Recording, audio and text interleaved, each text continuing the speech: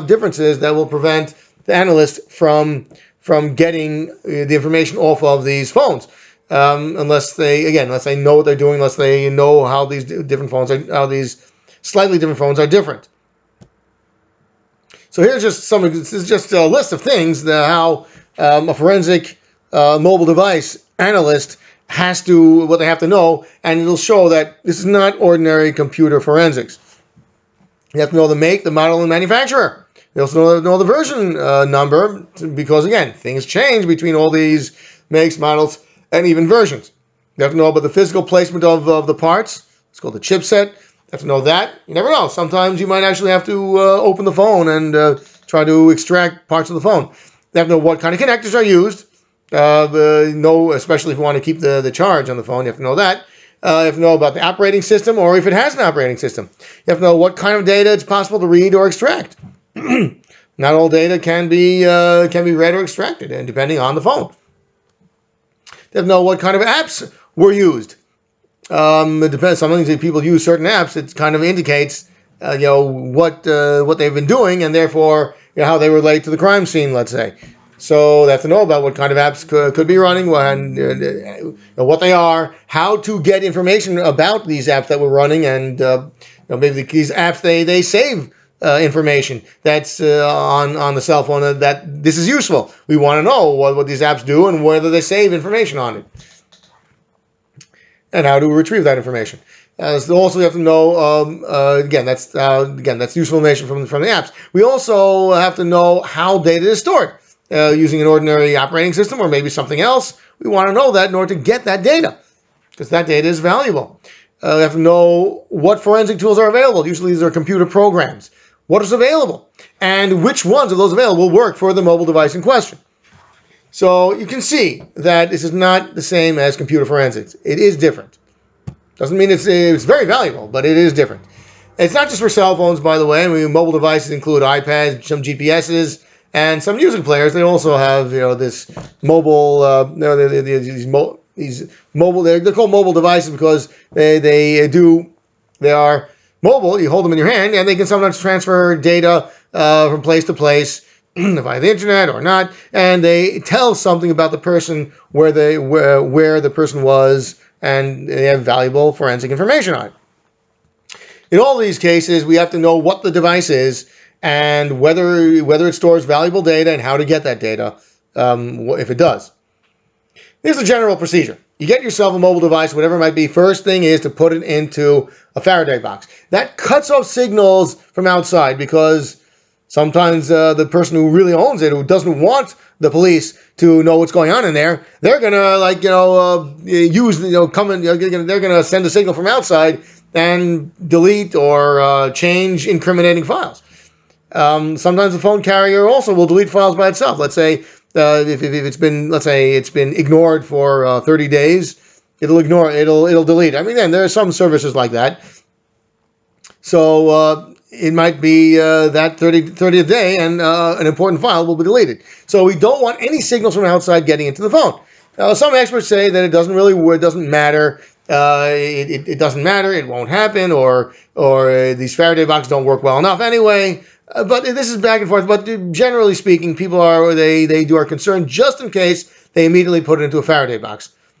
So here's two different kinds of Faraday boxes. Like a cheap little one, they put it in the bag, and no signals are supposed to get in. Here's a really more advanced one where it's got a really serious shielding. It also has an ability to charge it up. So while it's still in there, it doesn't lose its charge. If it loses its charge, it turns off. You can't use it. You want to try getting the thing on again. Well, you might have to fight with a code that prevents it from being used. This is like a screenshot of, believe it or not, someone's trying to delete their device from elsewhere. It's legal, but we want to prevent criminals from doing that. See, they search for their device, and they say, do you want to wipe the iPhone? You can do that. So we want to avoid that, so we put it in a Faraday box. Then, after that, we identify the make, the model, the manufacturer, and the version of this mobile device. That's one of the most important things you need, because everything depends on that. And all different kinds of things are different. Operating systems, how to work with it, depends on all these things. We want to know what that is. Identify it. then the typical procedure is to, curiously enough, what you might want to do is Google it, do an internet search for this kind of make, model, manufacturer, and version, and did someone else ever try, do any forensic analysis of that? Usually, yeah, at least by now. By now, this has been done. This has been done elsewhere, and you can actually find out how what works and what doesn't. People who have done it, and they put it online, and you can find it that way. Then what we have to do is get the data off this cell phone. There is a physical extraction or a logical extraction. Physical extraction tries to get every bit of data, whether deleted or not, every possible bit of data is with a physical extraction. And then there's a logical extraction that just copies the files.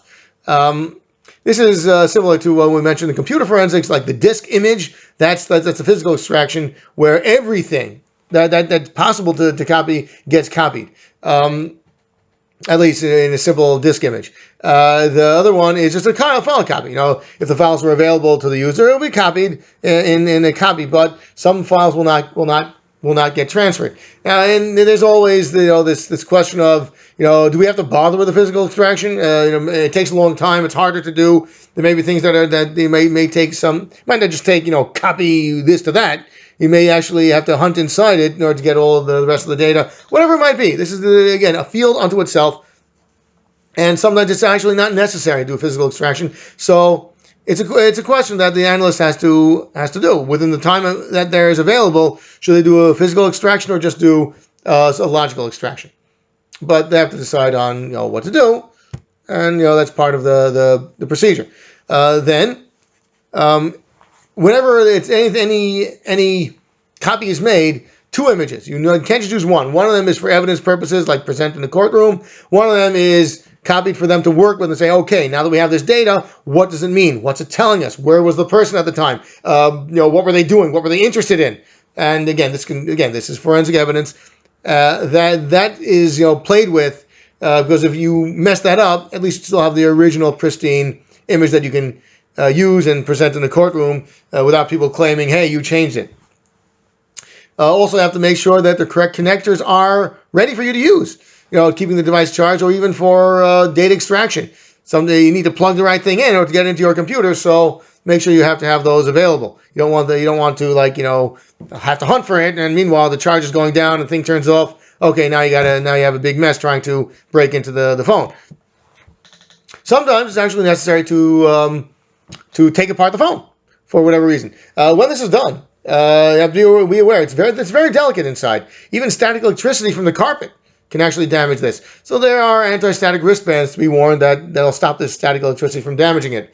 You might be interested. There are many YouTube videos, specifically YouTube videos, on how to take these things apart. Not necessarily for forensic purposes, but people maybe they have a hobby of doing these things.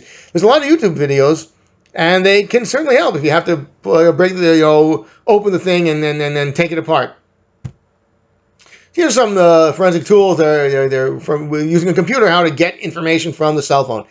These are just a list of a few of them. Some of them you have to pay for. And usually try to use more than one tool because one might not catch everything. The other one usually catches everything. But if it doesn't, use another one. Maybe that will catch what you missed in the first time. And always be familiar with what two of the tools are and how they work and what they do. In a courtroom, the person who says, oh, I got this information and that's what it shows that the person was guilty, they're going to be challenged. Say, well, what exactly happened? How does it work?